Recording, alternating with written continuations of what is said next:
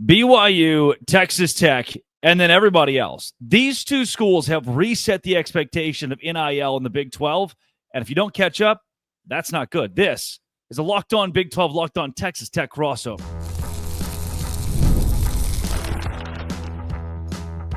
You are Locked On Texas Tech, your daily podcast on the Texas Tech Red Raiders. Part of the Locked On Podcast Network, your team every day. Happy Thursday, everybody. Welcome to a Locked On Big 12, Locked On Texas Tech crossover. I'm Drake Toll from America's #1 Big 12 podcast, Locked On Big 12. That's Chris Level, the consummate professional, the journalist from Lubbock, Texas, joining the show today.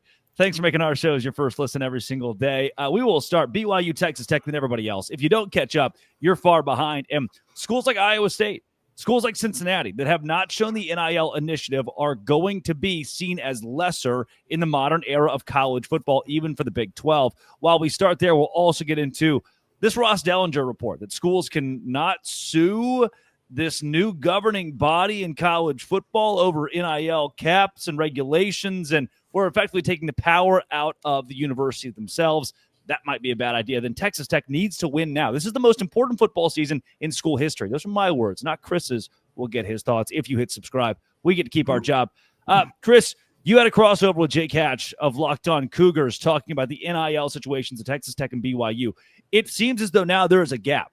Those two schools, everybody else. My first thing I want to get to, the gap itself, this puts pressure on Baylor, on UCF, on Houston to put up or shut up and garner the same NIL as a Texas Tech or BYU, or am I off base there? Drake, I think it does, but this is assuming that it works, that what BYU and Texas Tech are doing, it equals production on the gridiron or on the hardwood, whatever. But I do think you're putting pressure from a recruiting standpoint. Now, granted, maybe the rules are about to change, but I'm saying right now you have really decided to compete with the big boys. You've got various voices from around the country that are bothered by what Texas Tech and BYU are doing, because these aren't our normal, traveling partners when it comes to who we're recruiting against and all the things. And I think that has been a positive, but I do think it puts pressure on, look, TCU spends money, Baylor spends money. I think Kansas has spent money. I just think that these two institutions are really spending a lot of it in two of the primary programs. And that's what's making a lot of the news, because some may pick one or the other to really invest in and get behind, but it's not lost on me that you're playing this NIL game, and Jamie Pollard, the athletic director at Iowa State, is saying, don't know if we can pay this revenue share bill in a couple of years. We're good right now, but we need help, people, which is what that was a cry for. So I think it absolutely applies some pressure. And is Texas Tech and BYU, are they willing to do this year in and year out if there were no rules? I don't know if I know the answer to that either. Yeah, this is from Spence Checkits, who says 11 BYU donors are 9-figure donors. And with the oil money at Texas Tech, it's no surprise that the Red Raiders are also in a great spot with the Matador Club. You talk about pressure. And I know I mentioned the pressure it puts on a Baylor, on a Kansas, who is trying to invest. Does it put even more pressure on Texas Tech and BYU to win? And we'll get into that more in depth later, but it feels like the real pressure might be at the universities. Yes, because I think what you're doing, okay, I can just speak about the situation here in Lubbock. This is motivated money. You're trying to play the long game here. And, we all know about the Flutie effect from back in the mid-'80s with Boston College, and they are playing the game. They're trying to think about it as in, yes, we want to win right now. We know that these two sports are the front porch of our university. So this is why you've got the school president, the chancellor, the regents, which Cody Campbell is one of, and whatnot, basically saying the better we do in these things, the more enrollment we get, the more, it's all connected, and they feel very strongly about that. It's not a one-year scenario. They're trying to, because I think the way they view it is we better put our best foot forward right now and do this in the time frame, because I think they feel like there's shakeup coming. There's something on the horizon. They would like to be a part of it if there's a split. And I think that's kind of where they're coming at it from. So they feel like it's an investment into the city of Lubbock and into the university, the whole thing. But yeah, it puts pressure on you. Absolutely. Kansas State, Oklahoma State. There are Big 12 schools that I don't think are that different from Texas Tech. Arizona, maybe Arizona State. And you'll mention often, they're in a great sports state like Texas. Lubbock's certainly in Texas, but it's not Dallas. It's not Houston. There aren't kids saying, I get to grow up and play at my hometown school. If you take all the kids from Houston and build a college football team, we're talking national title contender. In Lubbock, that's a bit different. I want to play at home. From Dallas to Lubbock, you're not playing at home. You're going to Texas Tech. It's hard. It's hard at Texas Tech the same way it's hard in Manhattan, Kansas. Why not Oklahoma State? Why not Kansas State? Why was it Texas Tech that got the leg up on everybody else, and these other schools that are comparable have been left behind? Liquid gold. I mean, you're in a spot where, in some ways, you're at a disadvantage geography wise. but right now in 2025, with the way that the rules are and based on the success of some other folks, you're benefiting on where you're located. And it's not that there's a variety of folks that have been wildly successful in the oil and gas. Cody gets the ink, and he deserves a lot of it. And he's been spearheaded. However, there's many folks that are involved in the oil and gas industry. I mean, the show Landman, okay, the Taylor Sheridan show on HBO Max or Paramount, whatever it is, they tapped into all the Texas Tech, the school, and all these donors and everything, and they wanted to get a real feel for that whole industry. But that's that dig baby dig, right? Drill baby drill, whatever. I mean, that's kind of why you're benefiting right now when it's an arms race. And you're able to make up some of the gap because some of your folks are motivated and they are well off and they're willing to help. Well, if you're an Iowa State fan, you're thinking, well, we're so far behind Texas Tech. What can we do? Just find oil in Ames. That's you just start digging somewhere around Ames and hope for the best at this point. Coming up, schools are no longer getting the same power that they maybe once had to just utilize the United States government and the law. This is Locked On Big 12, Locked On Texas Tech crossover. Today's show is brought to you by FanDuel. Why is it brought to you by FanDuel? Because that's where I go to make some money. Because during the NBA playoffs, I'm not the biggest NBA guy, but Shai Gilgeous-Alexander is playing a basketball game. I know his points profit's probably going to go over, so I put dollars on that at FanDuel, and those dollars come back to me. Same game parlays, track performance trends. Fans have even more ways than ever to place wagers. How? You can track those players and then in-game make live bets, live prop bets, live same-game parlays. $200 in bonus bets if your first $5 bet wins. If you're new to FanDuel, it's the perfect time to sign up. Go to FanDuel.com, place your $5 bet. If it wins, you get that $200 in bonus bets. Make every moment more with FanDuel, the official sports betting partner of the NBA. Chris Level of Locked On Texas Tech. This Ross Dellinger report that comes out talks a lot about the House settlements going on right now and how there's the governor of Tennessee and legislatures in Tennessee who have said, hey, we've got your back. The United States government, we're going to help your student athletes and Sherman antitrust. And if they want to make money, they can make as much as they want. Then there's a new appointment alongside the NCAA of a second governing body for college sports, where this college sports commission can monitor NIL and set new rules. In the last week, we found out that conferences have gotten their heads together and decided, hey, what if we pass around this sheet of paper that when you sign it, you can no longer sue. And even if we are going against the United States government, against their wishes with NIL, against the Sherman antitrust or whatever it may be, you can't sue us or we'll kick you out of our conferences. Something about this just doesn't scream legal to me. And there's probably a lawyer or many of them that will tell you just that. I think the people that are trying to corral this whole thing, and I think the people that are trying to run college athletics, whoever that is, okay, Yeah. so we have commission, we have commissioners, we have the NCAA, we've got media folks with all these different ideas. This is a document, and this is an idea and a theory that they really initially floated back in February, because they knew as soon as the House settlement was approved, there's going to be a lawyer or a team of them coming from all different directions saying, no, like, you can't do this. You can't tell us what is market value on an NIL deal or whatever they would be poking at. This is just never going to stop. And so I think that this is how are you bound to this if you sign it? I mean, there's a lot of discussion about Tennessee, with their state law, and I mean, would the SEC kick them out if they don't sign it? I don't know. That all seems far-fetched. I don't know how much a document like this is actually worth in a court system, and how, because that's right. You're just waiving the right to sue, but you can't. I don't know. This is.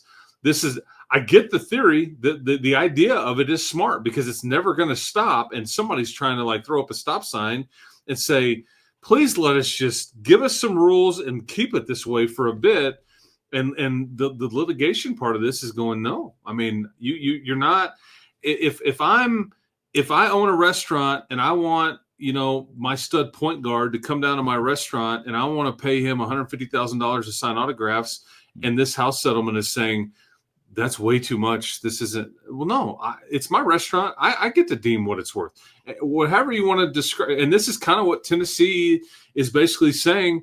We don't want to play by your rules. We want to be able to go way above and beyond the cap if that's what Tennessee wants to do. Tennessee helped them write the bill, in the state government. So interesting times. No doubt.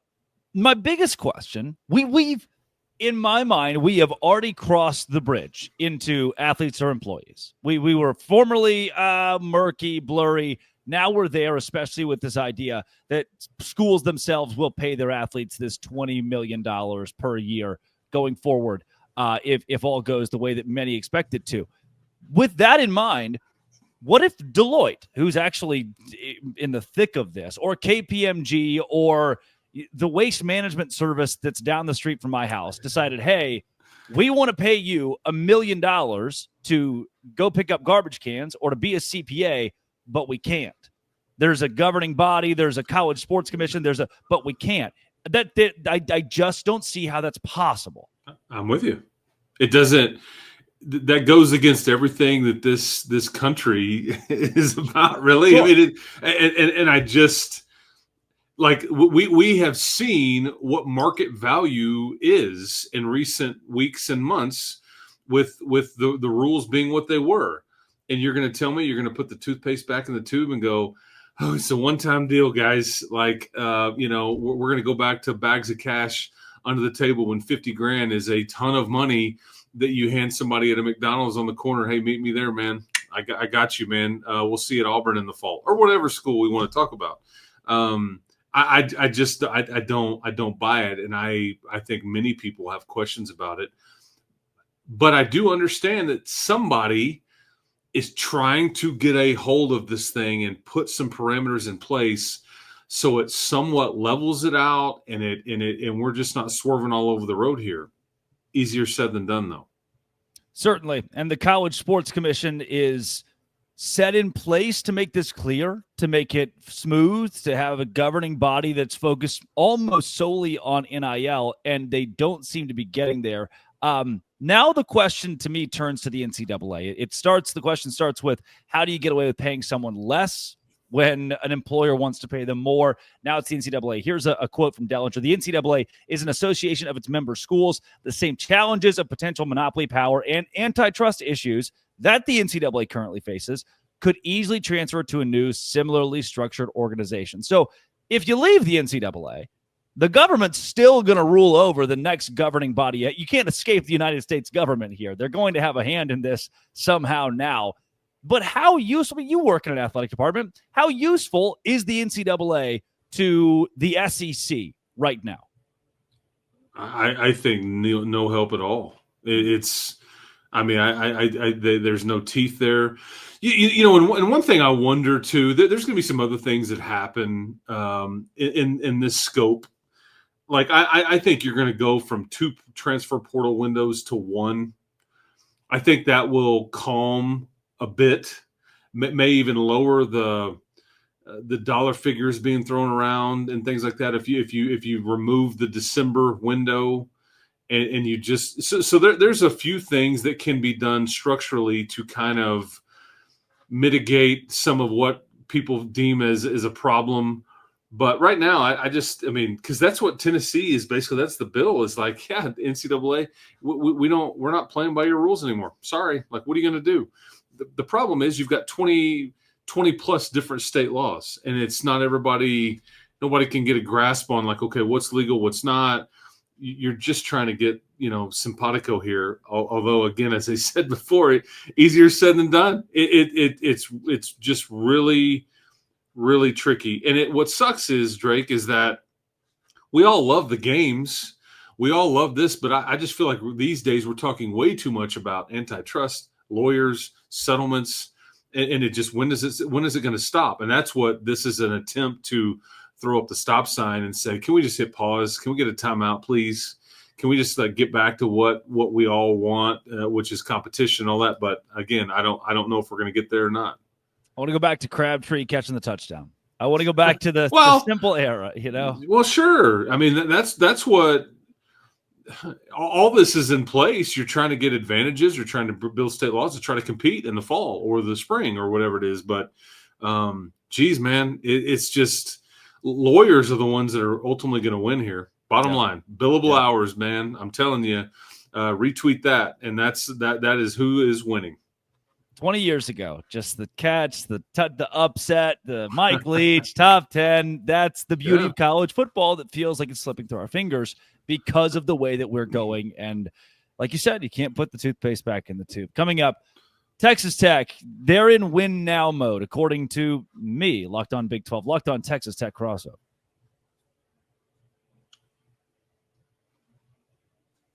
Chris Level of Locked on Texas Tech. The Red Raiders are in win now mode under Joey McGuire. That is my quote, not yours. And the reason I think that, the overabundance of NIL money available right now to Texas Tech that has been utilized in football for this offseason, the way that Tech utilized the transfer portal to bring in blue chips, a top 5 recruiting class in the country, some would call it top 3, some would call it number 1 in America.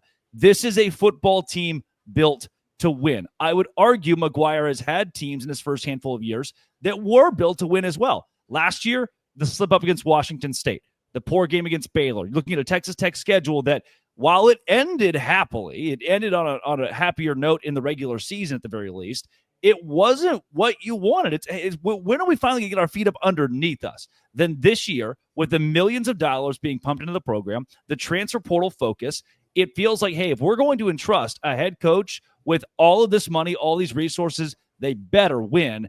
And it feels like there's never been a better time to do that. Yeah, and I think Joey enjoys that pressure, likes it, wants to be at a place where there's some expectation. He's had a winning Big 12 record his first 3 years here. They were 1 win away from playing in the Big 12 title game last year. And that's what got everybody, I think, feeling like we are right there. That's where a lot of this motivation comes from, is that you were just on the lip of the cup. And you beat both the teams that obviously played for the title in Arizona State and Iowa State last year in the regular season. And I don't think Joey was out with a tin cup on the side of the road to these folks going, please donate to our cause. No, these folks willingly wanted to help. And then I think what happened is they saw how much production was in the portal, and it's like they saw some success they were having, and they just decided to keep going. Like with the DB, 5 DBs, 5 defensive linemen. I mean, maybe you thought at the onset you're going to bring in a couple at each position. No, let's keep going. And then when David Bailey hops in the spring, he's a no-brainer ad, guys. Go get him. Okay, let's do it. There is absolutely pressure. What does that look like to me? To me, I'm not saying you have to win the Big 12 or else, but if you didn't get to Arlington, this has been a big time failure. And I think Joey and every donor involved here would tell you the same. That's what it's built to do. If you get to Arlington, then you can take care of your business and make the next steps. But you got to get to Arlington first. Texas Tech's never made it there before. That's you got to check that list off first. I think it may be Pollyannish to think that any one of these Big 12 schools is really in line for an at-large berth in the playoffs. Okay, when we get right down to it, maybe. I mean, maybe so. But it's all about getting to Arlington and winning that game is really what this is about. But you got to get to Arlington first. I can't say if you were to get to Arlington and lose it and you win 10 games or something, I can't sit here and say that it's a miserable failure, regardless of how much money you did or didn't spend, because you've never done that before. You are pushing through. You are pushing your program forward. Some will have higher expectations, and Joey probably will. I just would have a hard time saying that's a failure when you've never even been able to sell a ticket to a Big 12 title game before featuring Texas Tech. I mean, that's the minimum. I have no problem saying that. And there is a lot of pressure here. There's no doubt, but that's the way everybody here wants it. Yeah, the reason I use win now is because the money that's there, you've got to justify people spending that money. When I think about a year ago, when I was in college a couple years ago, my buddies every Sunday would put $100 a piece on the Cowboys. Why? Cowboys fans. We'd have, you go to FanDuel, you have now $100 investment. They win the game. Cool. Dinner's free. Let's have some drinks and hang out. Last year, it got to the point where I just stopped putting $100 in the Cowboys. I'm just pissing money away by giving this $100 to the void every week. Right. And I know where you're going here. Yeah. That helps me get into the mindset of Joe Blow sitting in his suite, who's paid $5 million for Texas Tech to have an elite wide receiver core, an elite DB core. I'm spending a good chunk of my money that could go to anywhere. I was going to donate it somewhere. I'm going to give it to NIL. And to go 6-6, 7-5, not saying they will, but if that happens, then why do I want to spend that $5 million again? Is that the mindset of a donor? I think it's a very fair point. I think the people that are heavily involved, because there's some parts of this that are certainly involved on a smaller scale, but the heavy lifters here would probably have a longer leash, if that makes sense, because I think, again, it goes back to trying to play the long game. This is you are. I've been asked, hey man, so they're pushing all the chips in the middle of the table. Yeah, well, if you crap out, it's not like you're not going to keep playing. You have to keep going. The pot is committed. Is a phrase that's been uttered to me on multiple occasions. Now, if the rules weren't to change, would they be willing to go as all in every single year for the next 2 to 4 years? I don't know about that, because again, if you weren't getting results, something would have to change. Coaching, the way we identify this talent, like, are we spending the money on the wrong guys? All those things. But you're right. There's a shelf life here with people's generosity. I would certainly say that. That's why you've got to show them something. And I think getting to Arlington at the minimum is progressing and pushing through. And certainly anything past that it's now you're justifying the expense. Basketball too. And you're going to have one of the top 10 or 12 basketball payrolls in the country as well if you're Texas Tech. Is this the most talented that the Texas Tech roster has ever been in football? In so many ways, probably. I don't know if you've got so I think if you ask 24/7 on paper, they would say yes based on these. Right. But you don't have a bona fide first round draft pick. You don't even have like a couple of So some would say like Arizona State, maybe with Levitt and Jordan Tyson. Those are a lot of first round thoughts there, and so that kind of trumps a lot of this conversation. Depth, talent, like from 1 to 60. Yeah, I mean, the beauty of what they did with their portal class. They've recruited really well here in high school, and yet they brought in all these older guys, and they didn't lose any of their high school guys. Almost none of them that they liked all stayed here. So you're getting the best of both worlds. So this isn't a one-year clip where you just, we graduate a lot of – and I would say 5 to 7 of the guys that they brought in from the portal will be here again next year. They've got multiple years of eligibility. So, but talented – I will say this: it's easily the most talented defensive line they've had in 20 years. That they could be scary good there, and they were terrible and extremely average last year. But it's all new, and they kept a lot of their redshirt type guys that are. That's the part that I may be most excited about. If they could have put any pressure on the quarterback last year, they're probably playing Arlington. Maybe could have gone further, but they could not. They could not come up with anything there, and so. But yeah, talented wise, I mean, it is from 1 to 60 depth wise, absolutely one of the most talented rosters they've ever had. Yeah, and the transfer portal works in ways that folks don't always consider. They want that 4-star transfer to come in and be instant impact. But if DeQuan Finn's not good, and it means that Sawyer Robertson is, this is an opportunity for those high school recruits to step up and play big. Again, what really makes me feel for Texas Tech, Waco is different. You're an hour and a half from Dallas. If mom and dad and grandma want to see you play from Dallas, they can drive up on a Saturday pretty easily. Dallas to Lubbock, Houston to Lubbock, San Antonio to Lubbock. Some of these recruiting hotspots to Lubbock aren't the same. Hey, if I'm recruiting only Lubbock Coronado kids or only South Oak Cliff kids, we're going to have a very different college football team around here. So it's extremely impressive to see what Texas Tech has done in its geographic location with a smaller town compared to a Fort Worth, compared to a Houston, to build what it's built. Chris Level, where can more folks find your work? Locked on Texas Tech, man. Every day, me and Casey Cowan been doing radio for a long time, and fortunate enough to be on this platform of ours, the Locked On family, for about 3 years now. I guess it has been, and so we love it. It's great, and get to work with folks like my man Drake here, and but don't pay too close attention to some of the squad shows. They can be a bit sketchy and whatnot. The Dose Grande squad, right? I think is that your phrase? That's the phrase. Yeah, I'm kidding. We have fun. It's just part of it. I'm the old guy in the room that everybody gets annoyed with me. Too much fun for the old guy. I was 21, standing outside a 300-person baseball stadium when Chris Level calls me and says, "Man, should I work for these Locked On people?" I did call you. Yes, gone okay since then. Sure. That's Chris Level of Locked On Texas Tech. This has been and always will be Locked On. Thanks for making it your first listen every single day. A crossover with Texas Tech and Dose Grande.